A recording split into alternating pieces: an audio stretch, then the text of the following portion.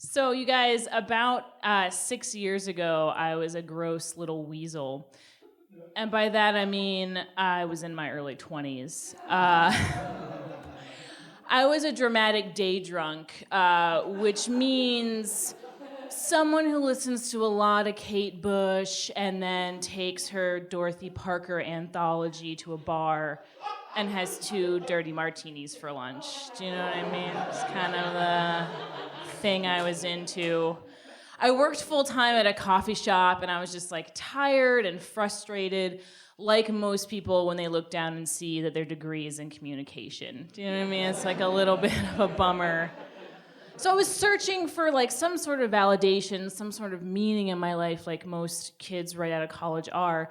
And that, of course, ended up manifesting itself in my dating life. I, at the time, was dating a wealthy sociopath, 11 years my senior. It's a great idea.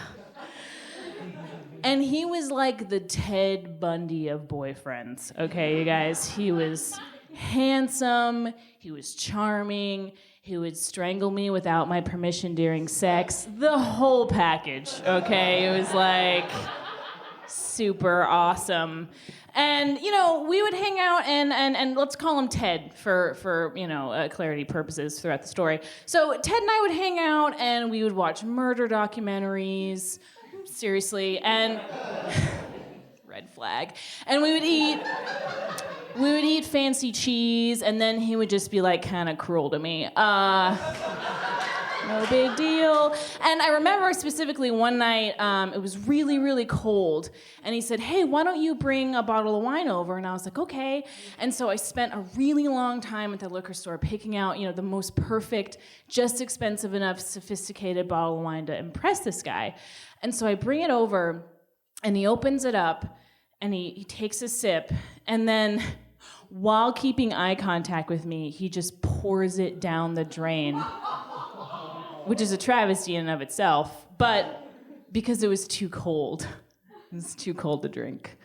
And so it was humiliating. I felt like this uncouth child around him.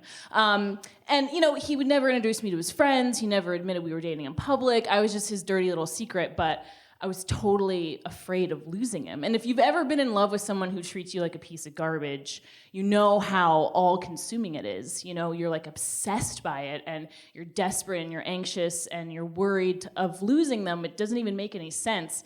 And I would just wake up every day and be like, today's the day that he's gonna see that I'm worthy of him, And it didn't happen. But eventually, I became, emotionally deprived because sociopaths don't have feelings. So I started cheating on him. I started messing around with a good friend of mine, a really nice guy who liked me a lot. Let's call him Baxter. Baxter was the kind of guy who, if we were leaving a bar late at night and my feet were killing me, he would just wordlessly take off his sneakers and put on my lady's high heels and walk the rest of the way home. Such a great guy. He would cook me dinner, take me movie, all the things that a nice, normal boyfriend would do, and it weirded me out, It felt really weird. And I knew that he really liked me, and I knew he wanted to date me. And for all intents and purposes, I was just using him, to fill this void that Ted had left in me, So we were messing around, and it kind of became this dramatic thing where, I reveled in it because, you guys, I was a dramatic day drunk, remember? So I loved this sort of thing. I was just like, 2 guys into me, 1 good, 1 evil, Christian Bale, Jack Black, it's all fucking, oh my God, complicated, awful disaster. When is this house of cards going to fall? I would dramatically whisper to myself in the mirror, I imagine. That's what I did. So one day, I hear that a lady has shown some interest in Baxter. Not a big deal, okay? I don't care. We're not dating. It doesn't matter. Except I do care, okay? I fucking care, obviously. So Baxter says to me in kind of this teasy, joking way, he says, this girl like wants to go on a date with me. You know, like, what do you think about that? And I'm like, oh, that's cool. That's awesome. Yeah, you should totally do that. And meanwhile, I'm thinking like, this guy wants to go on a date with someone else. I thought we had a good thing going where I did whatever I wanted and you just had to deal with it. Like, why do you want to see someone else? But I'm like, cool, like, what's her deal? And he's like, oh, she used to date Andy Samberg. And I was like, fuck. Great. And he's like loving this. And I'm like, oh, that's cool. Like, well, you should probably, maybe you should go out with her. And he's like, yeah, I think she's gonna get me like tickets to SNL. It'll be cool. And I was like, fuck. I'm like sweating, and I'm just like, you know what? Yeah, you totally should go out with her. And he was like, yeah, I think I will. And I'm like getting kind of hostile and freaked out. And I'm like, yeah, maybe you should. And he's like, yeah, I think I am. And I'm like playing my last crazy card. I'm like, if you go on a date with her, I'm gonna come along and watch the whole thing.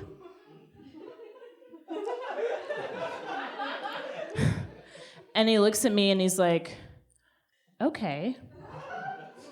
And I was like, that's kind of hot, right? And he's like, yeah, it is. And we both kind of stopped and looked at each other and smiled because now we were getting somewhere. Now we had established some sort of emotion, but the power dynamic had totally shifted. So together, we arranged a spy date.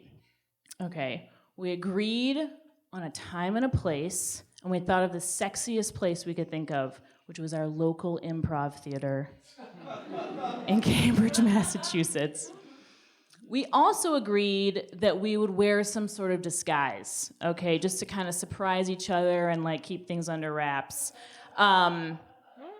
So I decided, at the time I didn't have bangs, so I pinned my hair to have this bangs, and I wore huge black sunglasses. I dressed all in black. It was very stoic, very Jackie O at JFK's funeral, very sad, beautiful kind of thing. And that's what I was going for. I don't know if that's really what it was.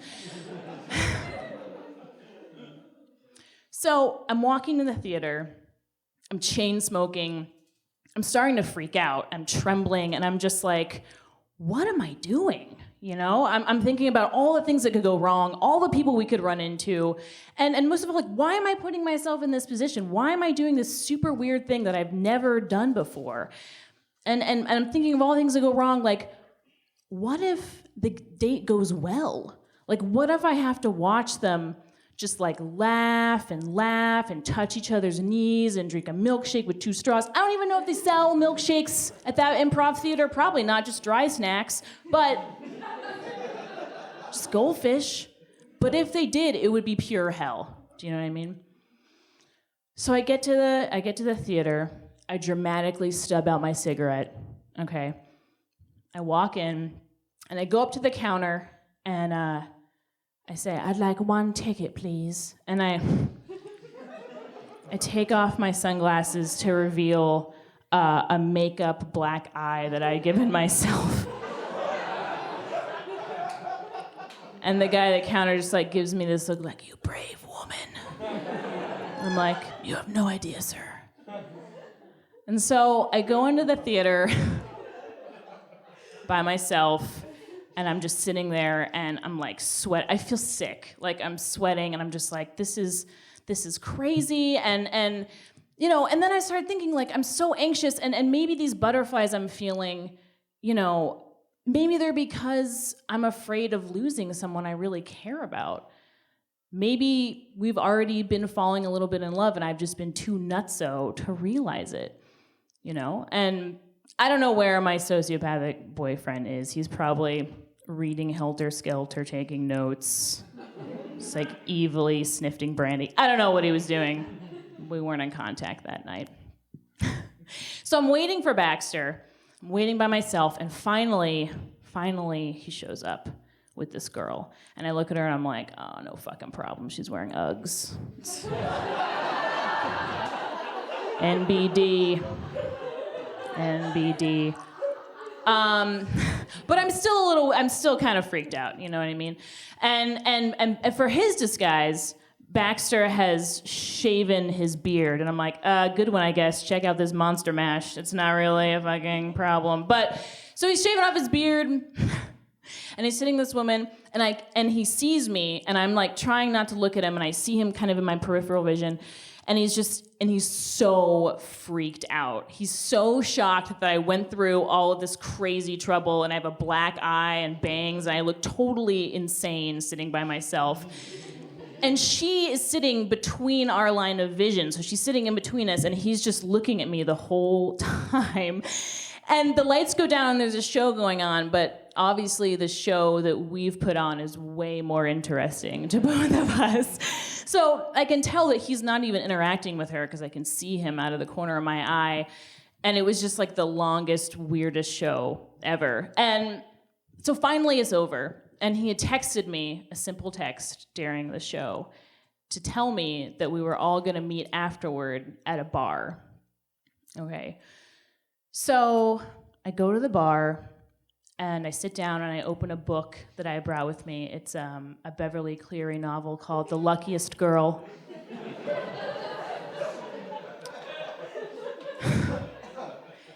Now, black eye, order a drink, luckiest girl, and I'm waiting, and he isn't there, and I'm just like, great, I fucked myself. Like, this is so stupid, and I care about this guy, and he's not showing up, and I deserve it because I've been treating him awful, and finally, he shows up by himself, and he doesn't acknowledge me, and he sits like 3 stools away from me, and we sit there, and I'm like, she's gonna come in any second, and they're gonna get drunk together, and I have to watch, and I deserve it. And finally, I text him, and I just say, where is she? And he waits, and he texts me back, and he says, she's not coming. And then we instantly both just look up, and we're like, oh my God, and we high-five each other, and the bartender's like, what the fuck is going on? And I can't stop laughing because I'm like relieved from 5 different kinds of tension. And it's so great, and he tells me that she was boring, and I'm glad that she was, and I guess she didn't have a good time because her date was creepily staring at a maybe battered woman the entire time. I'm only guessing that's the case. So that night we walked home together in our respective shoes, and I remember thinking that this crazy stunt we had just pulled was terrifying and nauseating and scary, but it had this underlying comfort to it, and that was the best I'd felt in a really long time.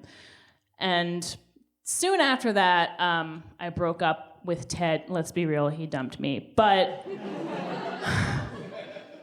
I ended up dating Baxter for 3 years, and yeah, and it was because, you know, we engaged in this weird act together, this silly stunt, and I came to know through that night what it felt like to have a real partner, and I have Andy Samberg's ex-girlfriend to thank for that. Thank you.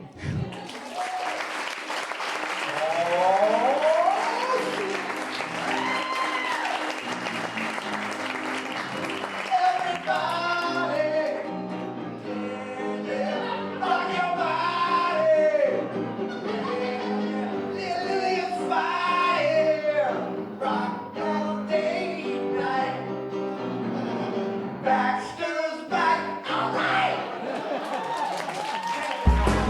Take a risk.